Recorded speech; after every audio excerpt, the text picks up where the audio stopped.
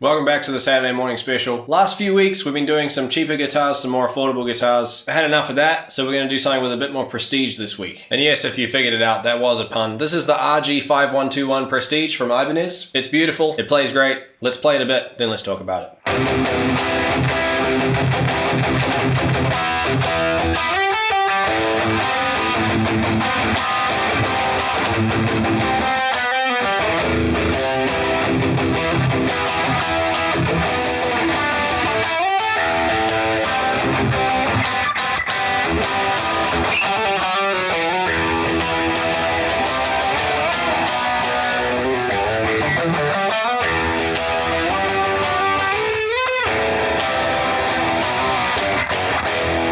So I think it probably goes without saying that this guitar is an absolute machine. Pretty much any Ibanez that says Prestige on it is going to be a pretty serious bit of kit, and this one's definitely no exception. So let's talk about it. This one is in a color called Burgundy Metallic Flat. It also comes in a color called Dark Tide Blue Flat. And I'm not sure, because I won't know until later when I do the editing, but I'm pretty sure the camera's not going to do this justice. It looks great. In my opinion, at least, this color goes really nicely with the whole color scheme we've got going on there, the hardware and the woods. Our fretboard is ebony. Our neck is 5-piece. Maple and wingy. I'm a big fan of laminate necks. I always find them really, really stable. And they look cool too. They look fast. We got 24 stainless steel jumbo frets. They've got something called the Prestige fret edge treatment. Don't know what that is, but they feel nice. They feel smooth. Got no complaints there. Our neck shape is something called a Super Wizard HP. Potentially much better than a normal Wizard because it's super. That's what it feels like. It's pretty thin, but it's not too thin for my taste. It's got a nice big flat area on the back. It's very much a D-shaped neck. It feels great. It feels like a fast Ibanez neck. You know, what can you say? We've also got a 430mm radius, which is about 16.9 inches. So this thing's pretty flat. If you like flat fretboards and thin necks, this is going to be up your alley, but it's an Ibanez, and that's kind of what they do. So, sweet. Let's play a little bit more, then we'll talk about some other stuff. I'm going to kick it up to the neck and play some leads. That first bit was on the bridge for some rhythms, obviously.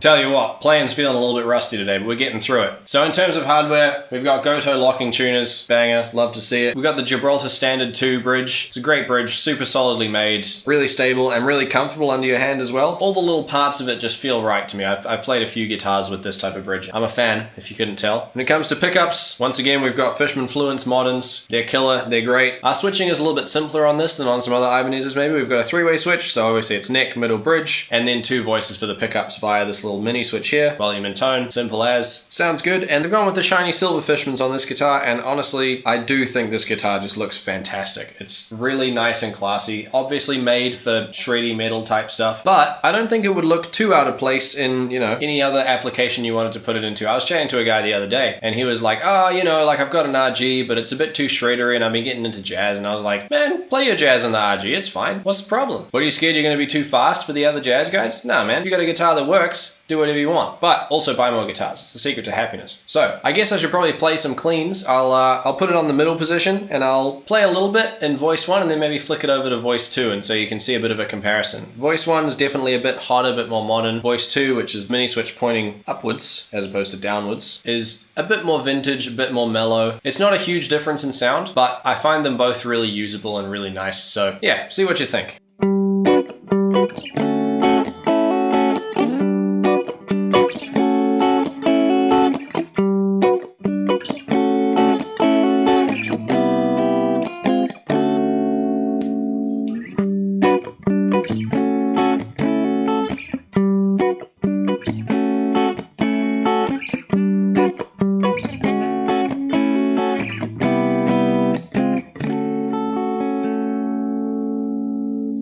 So there you have it. It's a slight difference, but it is there, and it definitely mellows the pickups out quite a lot. It doesn't quite give you that single coil kind of vibe that a lot of people seem to be looking for these days when it comes to modern pickups and sounds, but that's fine. It's all personal preference. Maybe you're not really into playing that much clean stuff. Maybe you just want distortion and more distortion, and that's cool. I'm not here to judge you for that. You know, I love distortion. It's great. Anyway, I'm gonna wrap this thing up and play a little bit more before I get too sidetracked. As always, thanks to MusicWorks Albany for lending me this guitar. It's been super fun to have a play around with it. At the time I post this guitar is at Albany MusicWorks and it's on special. It's usually $3,495. It's down to $2,999. So it's basically 500 bucks off. Pretty good deal. Still kind of expensive, but if you're in the market for something prestigious, I've done it again.